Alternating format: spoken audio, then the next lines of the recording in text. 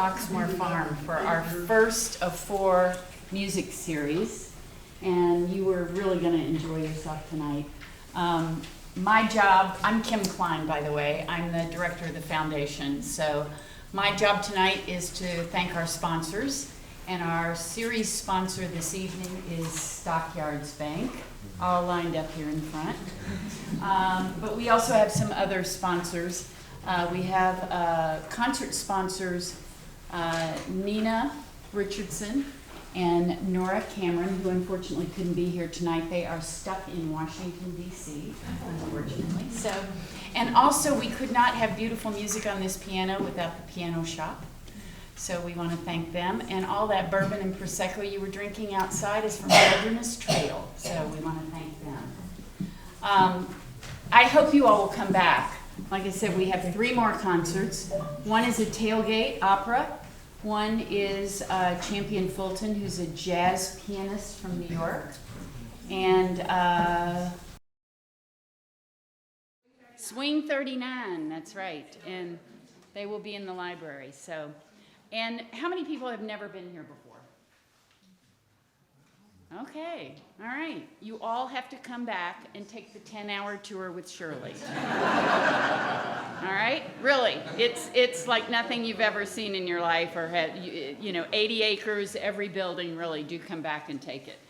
You've got a little bit of a taste of the history in your seat, but please come back. We'd love to see you other than tonight.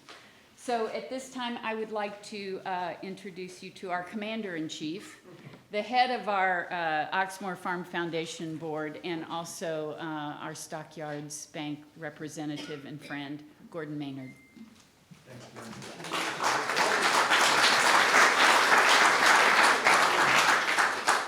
Thank you all for coming. It looks like summer's finally here. And it's really nice to see a lot of people in this room.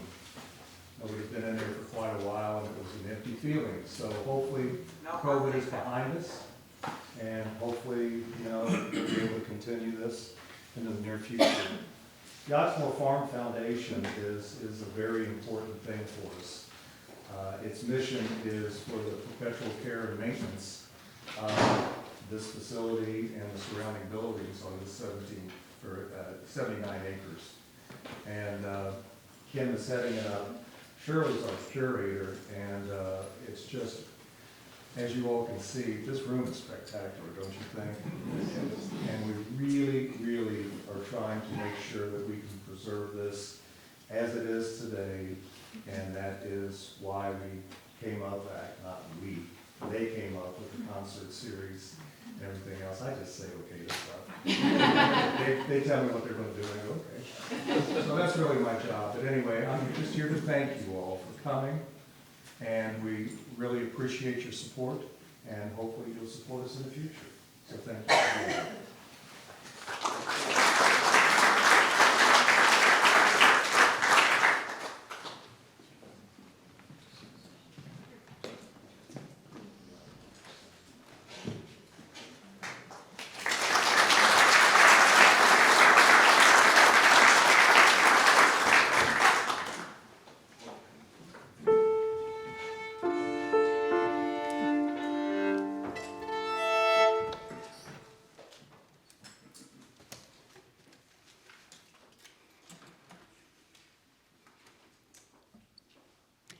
Good evening.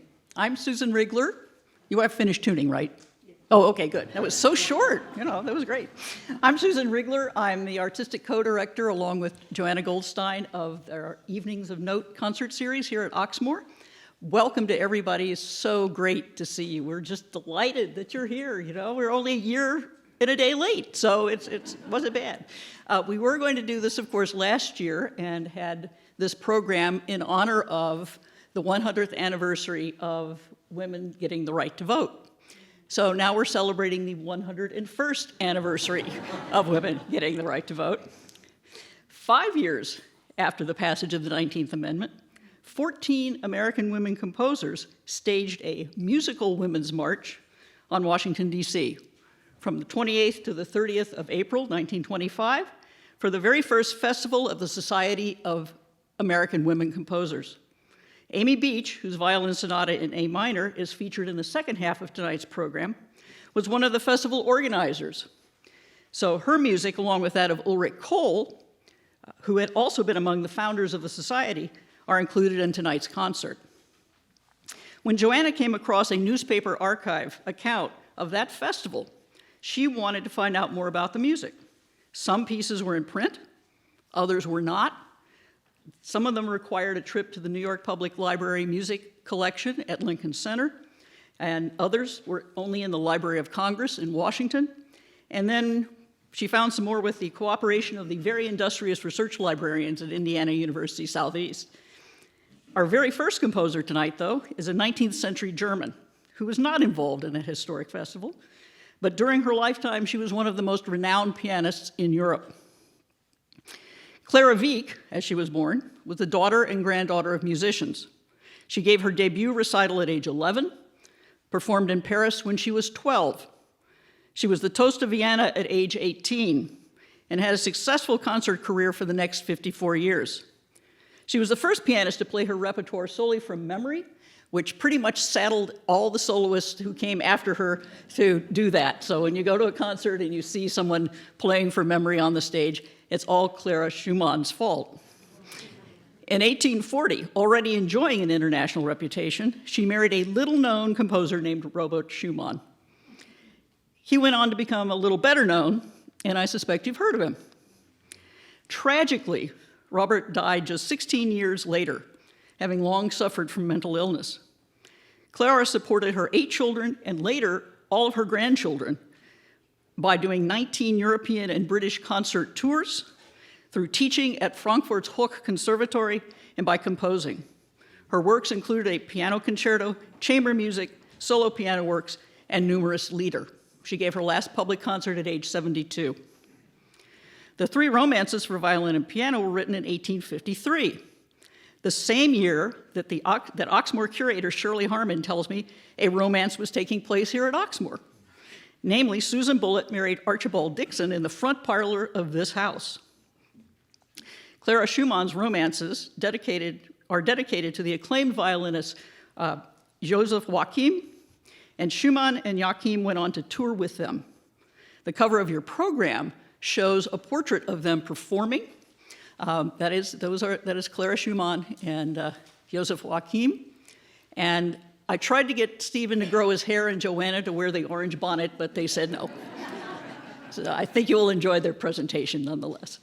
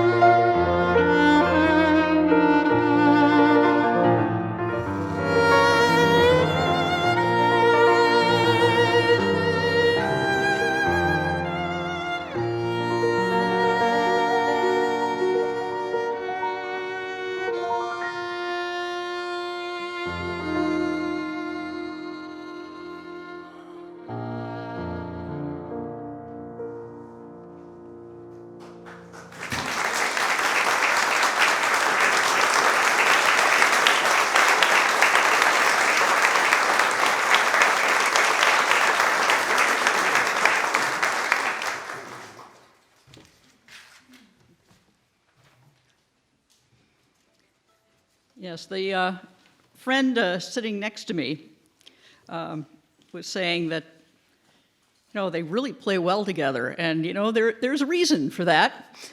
They go back a way. When Joanna was a Fulbright scholar in Vienna, she met another American who was a Fulbright scholar, a violinist in Germany named Moeckel. And when their son Steven was born, Joanna was asked to be his godmother. So they've known each other a while. She remembers him for longer than he remembers her.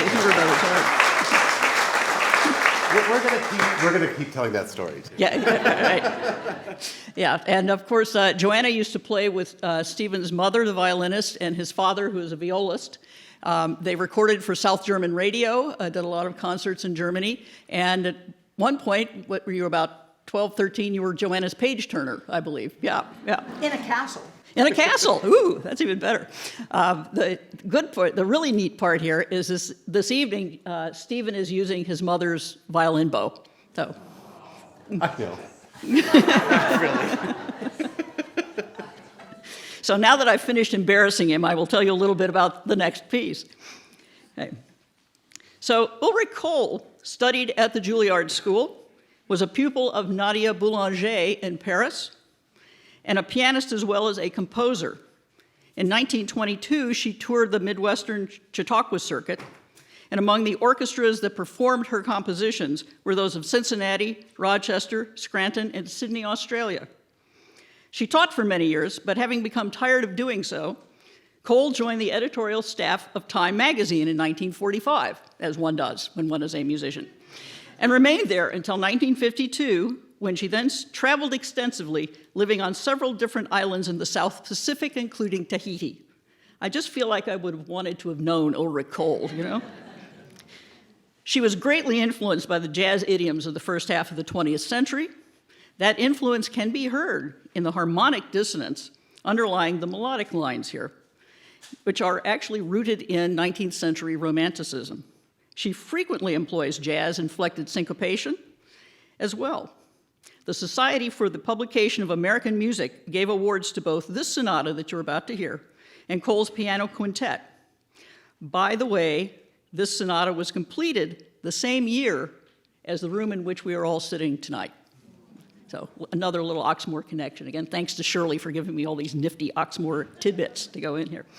We will have a 15-minute interval afterwards. I think many of you have already discovered the restrooms are back here behind the magic book door. And please enjoy the Kohl.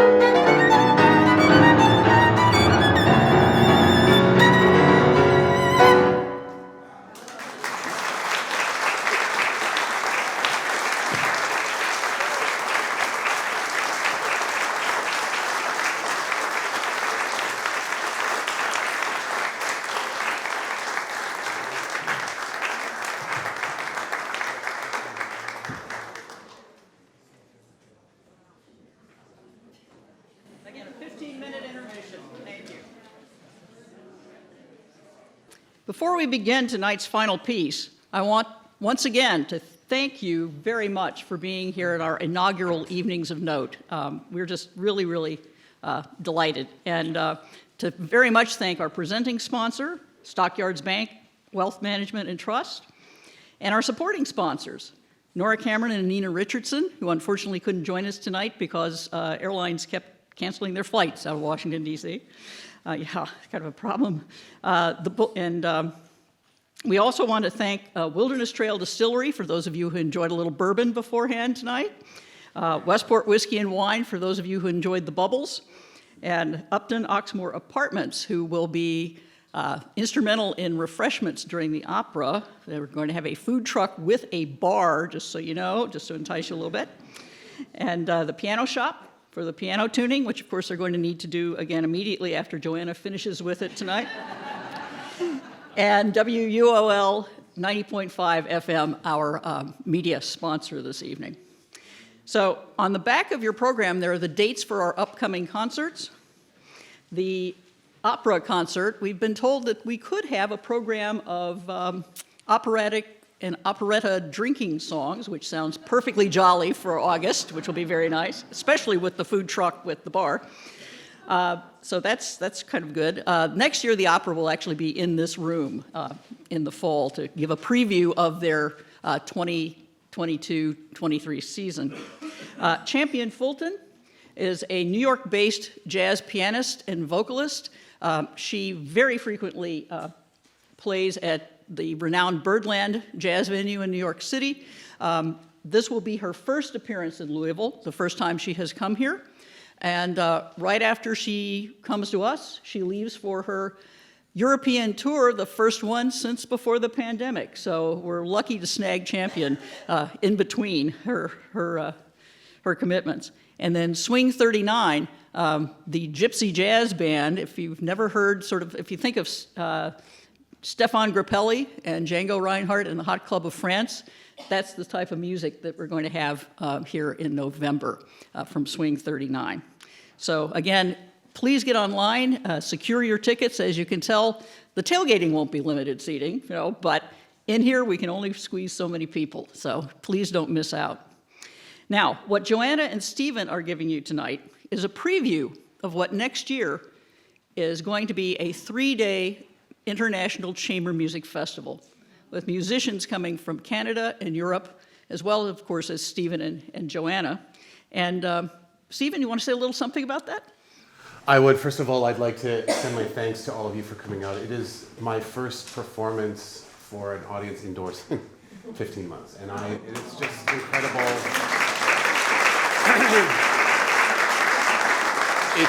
It's been a crazy year, but I don't want to dwell on that because we're so excited to get to play for you again and this incredible program. We love working together. Boy, we work hard, we party hard, and that's what this town is about. I've loved coming to Louisville for 20 years, ever since I came, and I did a music degree at IU in Bloomington. So, starting a festival here was just a dream that started with this incredible space with Oxmoor Farm. They actually reached out to us, to Joanna and Susan, and said, "What can we do?" And when I walked into the room a couple days ago, I was like, "This is it. This is the perfect room. This is the perfect space for these pieces. This is what they were composed for. This is how you should be able to enjoy them intimately and with a lot of really just that incredible sense of community." So we really want to do 3 incredible concerts next year. I've got people casually lined up because we want to. We're still working on it because wanted to see how tonight went. But and I want to say that we have concerts ranging from we want to bring in 3 string players, a clarinetist, this incredible Serbian clarinetist. It's one of the best musicians that I've ever heard, and do all sorts of repertoire for the 4 instruments with piano over 3 nights. We plan on reaching out to various schools in the area, from Lincoln Elementary to West End, to really do research. We've got guests coming in from the Sphinx Project, which is a project working with African American musicians and helping with audition support throughout, kind of that whole area. And it's incredible the amount of people that would love to come here and play. And when I was driving down to see this space, I was like, this deserves great music, and that's what we want to bring. And we're starting this from scratch. So tonight you are witnessing the birth of a festival, and that includes you. That includes, obviously, donations. We need a budget, obviously, but an audience. This is what we want you to get excited about, and this is where we want it. So please, plan on it this week, next year. Talk to your friends, talk to people. Obviously, we're looking. Actually, we're going to be starting. If you'd like to get more information, to make sure your email address is available for reaching out. There will be a couple of sponsorship opportunities that are really cool. I want to kind of create an idea of every single musician that comes here has a sponsor. It can be a family, it can be a group of people, but that we really create sponsorship opportunities so that we can really make this festival not just next year, but a staple of sophistication in this incredible part of the country that has so much history and so much to offer. And every time I'm here, I just can't wait to share this with friends and other musicians who would not necessarily experience this area. So you should feel incredibly proud to have. Thank you, Kim. Thank you, Shirley, so much. For making this happen, for working tirelessly. Susan as well, and Joanna, of course. This is amazing, and we're so grateful. And let's do this. So I hope to get you on board monetarily, but also just as an audience, and get you excited about coming to these concerts next year. So thank you so much. It's great to be here. She's going to say about this. All right, well, one more piece. Evening's gone sort of quickly, I think, but and I've been listening to this music for a few weeks now, so I'm still enjoying it. So, Amy Beach, arguably the first important American woman composer, and in fact, claimed to being the most important first American composer of what we think of as what we commonly call classical music. Her symphony, Opus 32, The Gaelic, was premiered by the Boston Symphony Orchestra, performed by orchestras in Europe. A leader and supporter of women in music, she also befriended pianist Marian McDowell, who, with her composer husband Edward, had founded the McDowell Colony for Musicians, Artists, and Writers in the early 1900s. Beach assigned all of her royalties to the support of the colony. She composed more than 300 works, including art songs, her symphony, a piano quintet, which you may be hearing in the future here, a piano concerto, as well as this violin sonata. It was composed in 6 weeks, premiered in New York City in 1897 with violinist Franz Niesel. He was the first violinist of the Niesel String Quartet. When you're the first violinist, you can name it after yourself. That's how that works. Mrs. Beach herself was at the piano. They went on to perform it many times in both the United States and Europe. And Beach toured Europe for 4 years following the death of her husband. When she returned in 1914, that just happened to be the same year that William Marshall and Nora Bullitt added the West Wing of this house. You knew it was coming in there somewhere, right? And it was really a good idea because it contained Oxmoor's first indoor kitchen. So I'm sure everybody was very excited when that happened. This sonata, as is true of most of Beach's music, has a mostly formal classical structure of the 18th century, but her use of interweaving melodies and complex harmonies shows the strong influence of the 19th century German Romantics. Thank you again for joining us tonight. I don't think I can thank people enough. Certainly want to thank our DAR volunteers who helped with the refreshments this evening. And in case you thought that those nibbles tasted kind of familiar, Kathy Carey was our caterer this evening. So she might have closed Lily's, but you can still get some of her food now and then if you know the right people and come to the right place. So, thank you again.